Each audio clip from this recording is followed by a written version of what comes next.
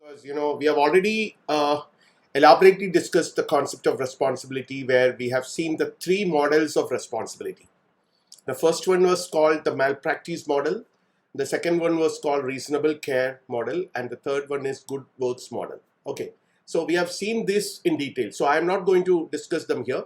I'm rather trying to approach the concept of responsibility from a different angle, just to mention that legal and moral aspects of responsibility, because the legal is sort of minimalistic, because it basically sees whether you are following all the laws, all the legal parameters. Okay, and that's very important. If you are working in Nigeria, you have to follow the Nigerian law. If you're working in Saudi Arabia, you have to follow the Saudi Arabian law. And once you are in India, the Indian law is important. So the legal parameters have to be followed by professionals. In most of the cases, professionals are legally bound to refrain themselves from causing harm. That's very important. At the same time, we have to keep in mind that it's not very easy to completely avoid all types of harms, because technology, the application of technology, the activities of a professional often involve causing harm to people, and that cannot be avoided to some extent. That cannot be avoided because we are human beings. We have a lot of limitations. We cannot anticipate all the possible harms that a particular activity or a particular process might cause in future. See, for example, as all of us know, the COVID-19 vaccines which are available in the market have been introduced to the market, introduced in our country and various other countries in a hurry. So naturally, it has taken not the usual time normally a vaccine would take, something around 8 years or so. It has taken hardly 1 year or less than 1.5 years.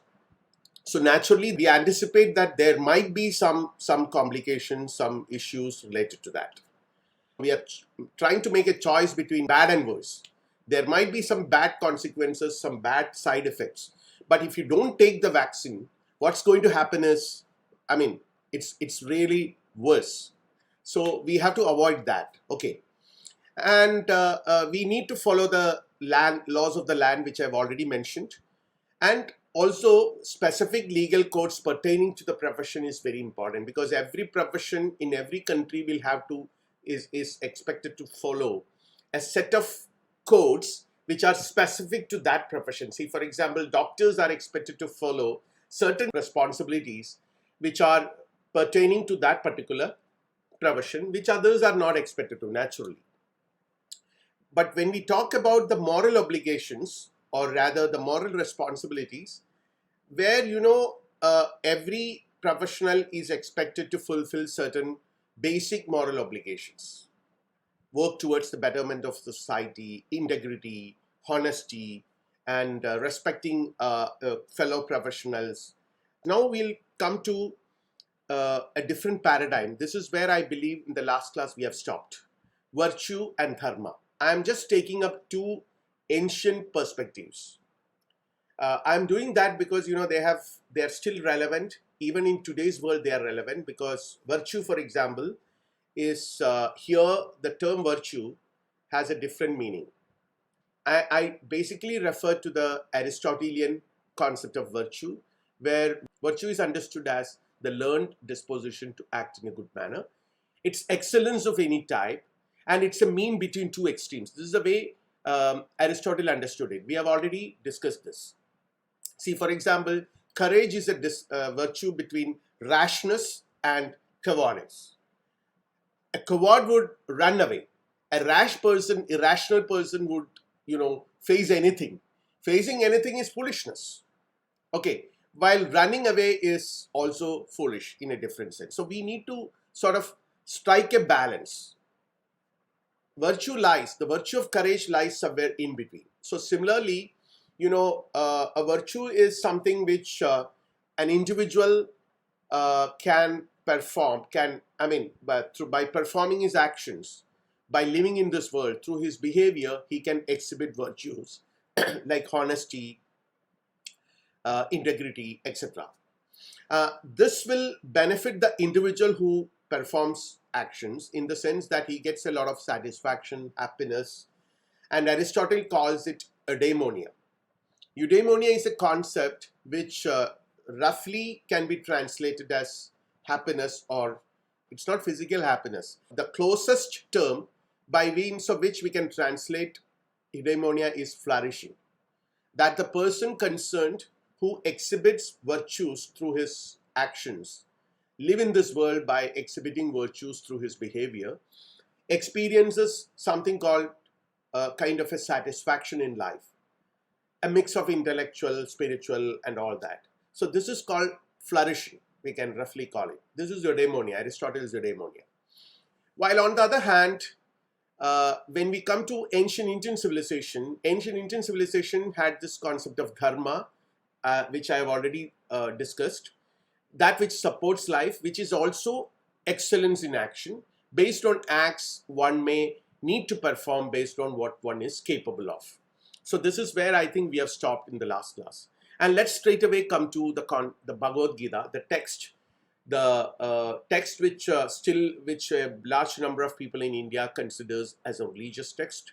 But it is not just a religious text, it's a philosophical text. And it can be also read as a textbook on ethics, a textbook on management, a textbook on self-management, etc., etc. Bhagavad Gita can also be understood as a book on dharma, a book on ethics. What is righteous to a person? Okay. And the book, Bhagavad Gita, also propagate a concept called Nishkama Karma. Nishkama Karma means, karma means action. Kama means desire for pleasure. Nishkama is one who has transcended this desire. So when you act, most of your actions aim at something, and you cannot avoid it. Most of us know that, we do certain things. See, students, all of you have come to this institute, taken admission here, studies various courses and all that, because you have an objective, you have an intention, you have a goal. So what is that goal? Is it just happiness? Okay, if I ask you a question, what's your objective in life? Your objective in life is pleasure. Ultimate objective of life is pleasure. Then, that's actually a wrong conception. That's actually a dangerous conception, I would put it in that way, because pleasure as such cannot be your ultimate objective. Your objective should be rather something more than that, something which is very similar to eudaimonia, flourishing, a kind of satisfaction. That's something which you should derive from your actions. Okay, that should be the objective. For that, the kind of action which you take, or rather which comes on your way, is only a medium to achieve that objective in life. So ancient Indians always believed in a concept of moksha, nirvana for Buddhism. Moksha and nirvana are not entirely spiritual concepts where one goes to the Himalayas and completely renounce this world. And that's actually a very only one side of moksha. I mean, of course, there is such a dimension always there, but more than that, it's a sublime concept which every human being can attain in this life by leading a very normal life, at the same time cultivating certain virtues in your own life. Okay, so we can also try to understand it in that way. In the context of Bhagavad Gita, Krishna tells Arjuna that a nishkama karmi, a person who performs nishkama karma, has transcended the duality, the dichotomies of sukha and dukkha, which means sukha means pleasure, dukkha means pain. He is beyond sukha dukkha, or rather he treats sukha and dukkha, pleasure and pain, as equal. Labha alabha, gain and loss, again alike. Jaya ajaya, jaya means success and defeat, because it's quite possible that one might get defeated in life. On many occasions, you will have to experience the pain of defeat, and then you would understand that it's part of life. So you have to take success and defeat in with that spirit. That doesn't mean that you should not do anything for succeeding in life. You should definitely perform your actions. You should definitely make all efforts. work very hard to gain success. But in case if you don't achieve it, take it in that way, take it with that spirit. This is what Nishkama Karma advocates. It says that one should definitely have a goal, but one's goal should not be karma or desire for pleasure. It should be a higher goal. Okay. Actions that are not guided by selfish motives. So this is the concept of Nishkama Karma, and a person, an ethically ideal person in the society should be a Nishkama Karmi, a person who performs his action without any conscious desire for bodily pleasures. So see, the problem with physical pleasures or sensual pleasures, we call it, is that they are momentary. They come and go. Today you feel a lot of pleasure, and tomorrow you might feel quite painful. So there is no consistency about it. Okay. But success in life should be a consistent experience, an experience which remains with you always, whatever you do. Okay. So you should try to understand success in that way. You should try to, you should always disassociate the feelings and emotions of pleasures and pain from your goal. This is Nishkama Karma. It's not very easy. All of us know that it's not very easy, but you can definitely train your mind. This is the Indian system, Indian philosophical systems. This is what the Indian philosophy tries to teach you. And as I indicated in the previous class, it is excellence in action. Krishna tells in Bhagavad Gita, Yoga Karmasu Kaushalam or Pravritti Samarthyam. It is excellence in action. And when do you attain this excellence in action? Just take the example of a football player or a cricket player. A cricket player who is always worried about winning, who would, then he would never get peace of mind. He'll be very aggressive. And aggression has some positive aspects, but if you're too much aggressive, then you will completely get lost in aggression. Okay, this is what has happened. I can cite several examples. I don't want to cite any individuals.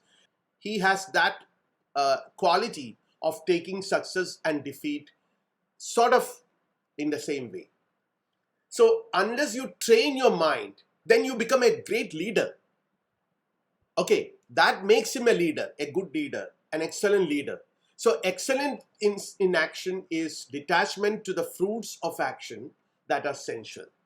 That is Nishkama. So this is the teaching of Bhagavad Gita. So Bhagavad Gita's ethical ideal is a person who has cultivated this virtue of Nishkama Karma. Okay. And then now I am going to introduce another very interesting perspective, which is called deep ecology. Deep ecology is not fundamentally an ethical theory, but I'm just trying to introduce this as, I'm just trying to highlight the ethical implications of this philosophical approach. Deep ecology is not a philosophical school. It was introduced by the Norwegian philosopher and nature lover called Arne who's definitely not a very, he cannot be called as a philosopher in the traditional sense of the term, as we understand other philosophers like Immanuel Kant or Descartes or even Martin Heidegger or any of these great thinkers. What these people do is that they are also trying to respond to the kind of concerns which humankind began to raise during the 1960s and 70s about environmental pollution and resource depletion, which humanity started taking seriously during the 1960s and 70s. Now we know that it has already damaged our globe, and now we all know that if it continues like this, if we are going to exploit our resources in the way we are doing now, what will happen after 50 years? We all know the dangers that are awaiting us after 50 years.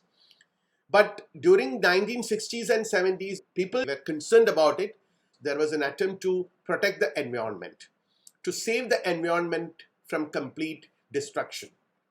And these people were a group of scientists and other people, these philosophers and ethicists and all. They started contemplating about what we could do And there was always a scientific way of tackling these issues. Like, you have a factory which pollutes the environment, you introduce a pollution control measure in the factory, so you solve the problem to some extent. Okay, but the problem with these approaches are, according to deep ecologists, they would say that these approaches are all shallow. They are not really trying to solve the fundamental problem, or rather, they are not tackling the fundamental issue. The fundamental issue is our attitude towards nature. That nature consists of resources. We are different from nature. Nature is for us. The world is for us. And we are here.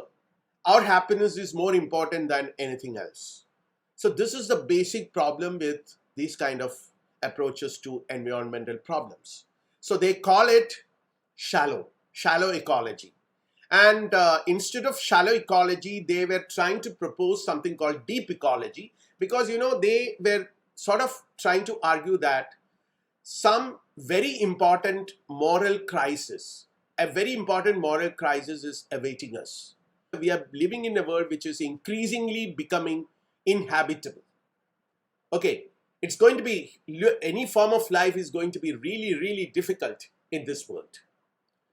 And because we have been conceiving nature, we have been conceiving the rest of human world as mere resources, and trying to use them for our own sake, our own pleasure, our own entertainment.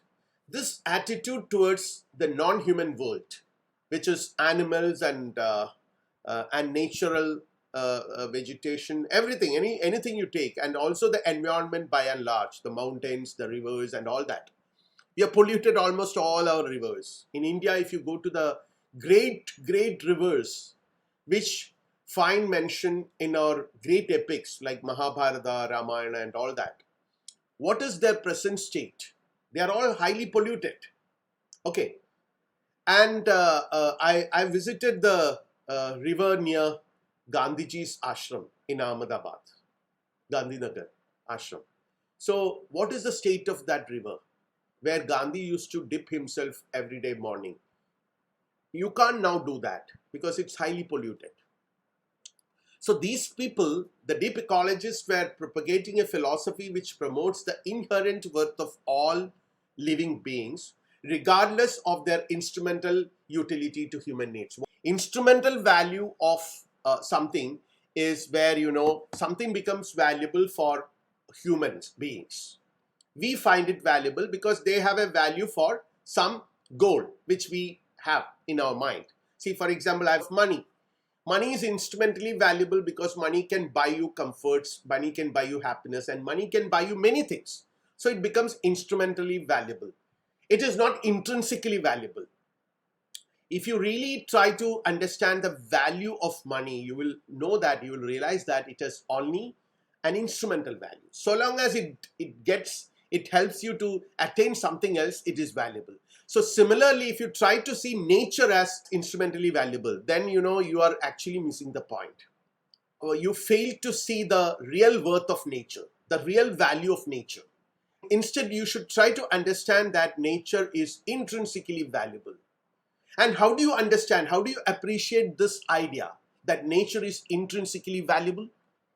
It's very difficult for us to understand it, because what is intrinsically valuable for us is something which is so close to us, something which is part of our own existence, our own body, our own self, our own family.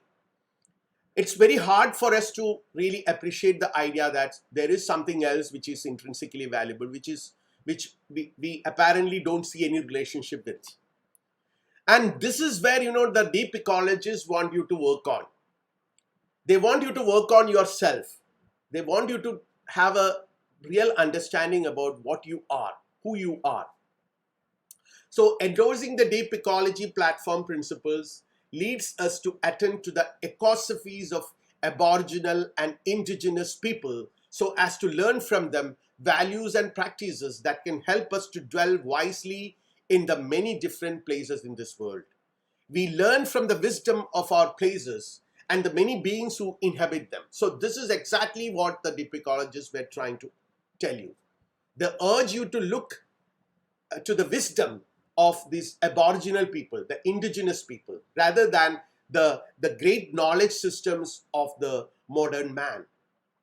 Okay, probably originated after Enlightenment, 18th century Enlightenment, all these scientific systems and all that. See, the problem with this kind of a view, the post-Enlightenment approach towards nature, is that it tries to control nature, it tries to regulate nature, it tries to use nature, it tries to exploit nature. Fundamentally, the approach is that it always posits man as different from nature. Man is here and nature is there. So they don't come together. They have nothing common. One is for the pleasure, one is for the pleasure and satisfaction of the other. It is here, precisely here, where the problem lies. So the prevailing environmentalism is predominantly legalistic and fundamentally seeks solutions for problems like pollution and resource depletion, which are very important. We need to find out solutions for that, but that alone is not going to have give us the final solutions. What is required is changes in the way we relate ourselves with the rest of nature. How do we see nature? How do we see the non-human world? In what way do we really place ourselves in this world? This is exactly what deep ecology philosophies were trying to sort of tell us. There is a need for a fundamental change in the way we relate ourselves with the non-human nature. We should understand that there is no way we can isolate ourselves from the rest of the world and understand our being. We can understand our being as essentially related to the rest of the world. Our identity or our reality is always a relational reality. We can never say that we are different from nature. There is no human existence possible independent of a nature. We are so closely related. Everything is related to each other. So there is a kind of organic relationship between things in this world. Okay, so these are some of the principles: rejection of man in environment image in favor of the relation, total field image. We need to see the totality, the total field image, rather than man in environment. I mean, the dichotomy. The dichotomy is fundamentally wrong. We have to understand that this dichotomy is fundamentally wrong and it is at the root of all problems. Okay, so we have to actually work on our basic conceptions about ourselves. It's not that, we have to work on our approaches towards environment, but rather we have to work on ourselves. We have to turn our attention to our own self. So they are propagating a kind of biospherical egalitarianism. Okay, it's biospherical. It deals with life, the totality of life. Life, the entities, the different entities in life cannot be isolated from each other. They are not watertight compartments. You cannot understand the existence of an atom here independent of the existence of the universe. Everything is related to each other. In the absence of that, this is not there. So principle of diversity and symbiosis needs to be appreciated because things are different. You just go to nature, you will understand this. Just observe a plant. Every leaf in the plant is different. Though it apparently looks very identical, if you closely watch, you will understand the diversity. So diversity is the principle of nature, but at the same time, there is symbiosis. Okay, and they all advocate something like an anti-class posture, that unity, fight against pollution and resource depletion. Of course, they also have their own ways of fighting against it. They never completely oppose the environmentalist approaches. They only say that that's not enough. We need to actually, rather than working on from here to there, we need to work on within. And they emphasizes on complexity, not complication. The technological approach is extremely complicated. But complexity, appreciating complexity and trying to understand complexity should be our objective. Nature is complex. There is complexities in nature, and we have to understand that. Local autonomy and decentralization. When it comes to political and social organization, these people favor local autonomy and decentralization. What comes to my mind is that, deep ecologists like Arne Naess, they were all very deeply influenced by Gandhi. And Gandhiji was a man who who very strongly advocated local autonomy and decentralization. Because, this would rather make every community autonomous, every community independent, every community free. Okay, these ideas of social organizations like autonomy and decentralization, they probably provide the right picture of a man, human beings, individuals. The image of an individual in a capitalist, industrialized country, and the image of an individual in a decentralized society, autonomous society, which is a small communion. But within that communion, they enjoy a lot of freedom. They enjoy a lot of what you call satisfaction. At the same time, their responsibilities are well defined. They agree upon a broad range of responsibilities. Okay, so this is the Gandhian Grama Swaraj concepts and all that. So these people were influenced by that. And these concepts have very deep ethical implications because they basically tell us about the fundamental ethical dimensions, the moral dimensions of man. Now, I will just conclude this talk with Gandhian ethics. Gandhi or Gandhiji, we Indians call him, is always conceived by many as a moral exemplar.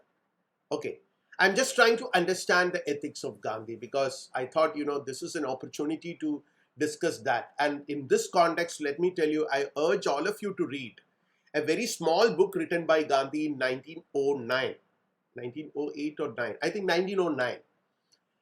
The title of the book is Hind Swaraj, which was a book written while Gandhi wrote this book on a journey from South Africa to England, or way back from England to South Africa, I don't exactly remember. And it was written in one go, the flow of writing. Because, Gandhi was so completely absorbed in the process of expressing his ideas. Okay, they just flowed in from his mind through his pen. And this book was originally written in Gujarati, like Gandhi used to write mainly in Gujarati. And later on, many of Gandhi's writings were translated into English. Most of them were translated by his own assistant Desai. But this book was translated by Gandhi himself, the Hind Swaraj. And later on, after several decades of its publication, Gandhi is one person who used to say that, I have made Himalayan blunders in my life and I don't mind changing them. And when you see a contradiction in my views, you should always consider the later view expressed by me as my present view. Okay, so it's quite possible that, I would have already rejected the view which I advocated earlier and come up with a new perspective. So Gandhi has always accepted mistakes, and he is a man who made mistakes and accepted them. So the idea of moral exemplar, again, is a very unique concept which you will find in the Indian tradition a lot, which is very close to the virtue ethicist position, but slightly different from that also. It was brought out by Akhil Bilgrami in a beautifully written paper in EPW, Gandhi the Philosopher, which basically wants you to change yourself. Because this is why, this is where we could see the influence of Gandhi on deep ecologists. Gandhi also wanted you to change yourself rather than trying to change the world. Most of these systems, or philosophical systems or political systems, were trying to change the world. But Gandhi's emphasis will be changing oneself, changing yourself. This is what Buddha also did. Buddha famously said that, one who has conquered one's own mind has conquered the entire world. So that's very important in the Indian tradition. You have to work upon yourself. You have to work on yourself. Yourself needs to be sort of reorganized, rearranged. And that's very important. And Gandhian ethics is deeply spiritual, based on the idea of transformation of the self. It emphasizes on transformation. And in this book, which I cited, Hind Swaraj, Gandhi says that, thousands of years ago, the Indian sages, the great munis of India, they have discovered that happiness is a mental condition. Beautiful statement, happiness is a mental condition, which means that we always think that we need happiness, and happiness has to come from outside. This is what we feel. We think that, we would be happy if we get this. We would be happy if we get admission to a college, a good college. We would be happy if we get something, a large amount of money. So always, we try to see our happiness in relation with something which comes from outside, externally. But in actuality, happiness is a mental condition. It has to be manufactured within. It's a misconception to think that our happiness is relational. Because, if happiness is relational, then that's not real happiness. I get 10,000 rupees now. I'm very happy. And tomorrow, if I lose that money, what will happen? So my happiness is always dependent on a very contingent situation. A very contingent situation. Someone can flick it off. Someone can steal my money from me. So that particular person is capable of making me happy or unhappy. This is actually a sad state of affair. A sad state of affair which exposes our fundamental weakness, that we need someone else, an external condition, to make us happy, to decide our mental condition, to decide our state of mind, our emotion. And our emotions are largely what we are. Okay, so we should be independent. Real freedom comes only when you free yourself from all externalities, all external conditions. For in order to be happy, you should not need anything that is lying outside you. So this is exactly what Gandhi wanted. Gandhian ethics is trying to tell you. You have to basically change yourself. Gandhi famously replies to the question, how did we lose India to the British? Because we Indians are really powerful. We have powerful industries here. I mean, of course, cottage industries and various other things. Our economy was once upon a time one of the leading economies in the world, but still we lost to this British. Why? How could the British take India from us? And Gandhi's answer is that the British never took it from us. We gave it to them. Without we giving it to them, we would not have lost it. Okay, so I will wind up my discussion on this, and now we will move on to the next topic,